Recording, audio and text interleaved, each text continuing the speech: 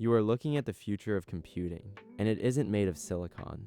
Inside a lab, scientists took human stem cells, grew them into living brain tissue, and mounted them onto microchips. They called it DishBrain. It learned to play the arcade game Pong in under 5 minutes, faster than any traditional AI model. But this wasn't a simulation. These were real, living human brain cells firing electrical signals inside a computer. For decades, silicon chips powered the tech revolution, but traditional AI hardware has hit a massive wall: energy consumption. Training a single massive AI model requires as much electricity as a small town uses in a year.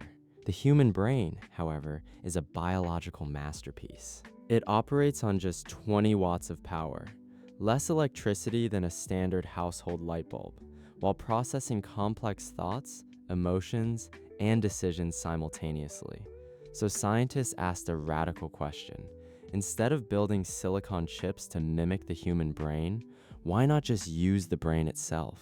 By creating organoids, 3D clusters of living brain cells grown in petri dishes, researchers created hybrid computers known as Organoid Intelligence. These biological chips don't just execute code, they adapt, grow new neural connections, and learn in real time without being explicitly programmed. When attached to electrode arrays, these brain organoids receive electrical inputs representing game environments, visual data, or sensory feedback. To encourage learning, researchers apply the free energy principle. If the brain cells make a wrong move, the chip sends them unpredictable, chaotic noise. When they make a correct move, the chip rewards them with a predictable, structured electrical signal.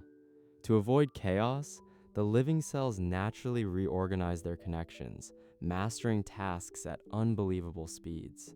While this promises hyper-efficient AI and breakthroughs in treating neurological diseases, it raises a deeply unsettling question.